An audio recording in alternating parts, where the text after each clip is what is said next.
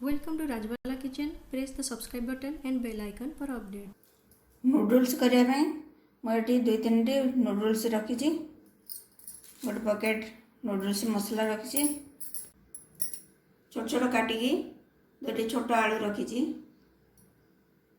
गोटे बड़ साइज पियाज को काटिकी रखी हाफ अधा शिमला लंका काटिकी रखी गोटे गाजर को ये भाव काटी रखी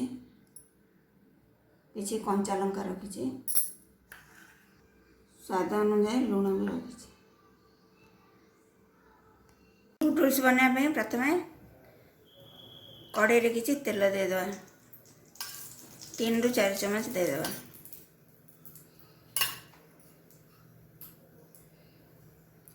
टे गरम होगा छाड़देवा है आसले गरम है आसले पियाज पकईदेवा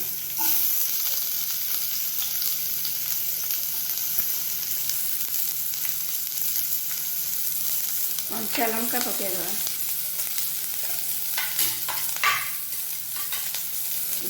भाजी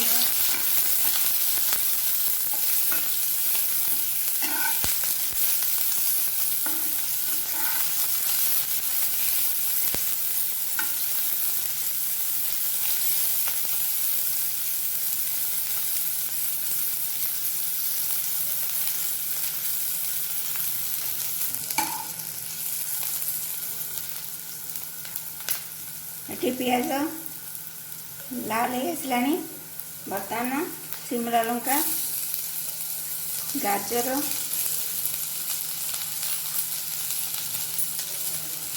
आलू सबको देदेवा स्वाद अनुजाई लुण पकईदेवा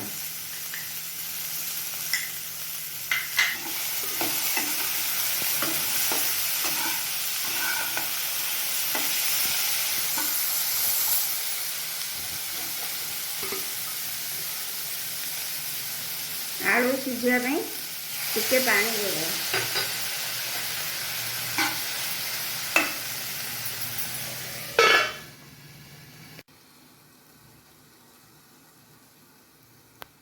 मझे मझे ढाकुणी खोली चेक कर नौथुआ देखी नौथुआ आउ टिके आलू सीझिबो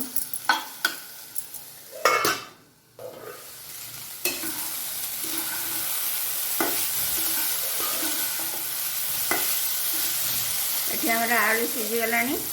बर्तमान पानी देदेवा नूडल्स रखी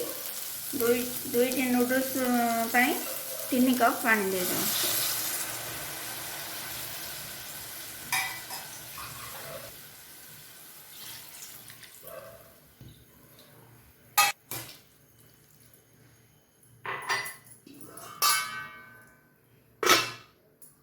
पानी फुटिया छाड़देवा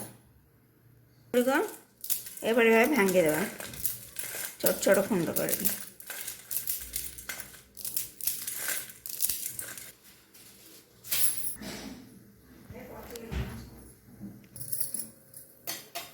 आमर पानी फुटी जाइए बर्तमान नूडल्स पकई ना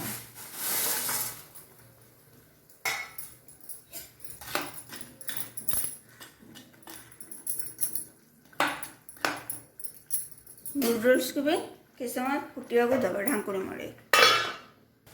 बर्तमान आमर मैगी हो सारा मैगी मसला पकईदेवा ये नूडल्स मु 2टी पैकेट मसला नहीं बर्तमान देखो आमर नूडल्स प्रस्तुत हो जाए आम धनिया पत्र पकई ना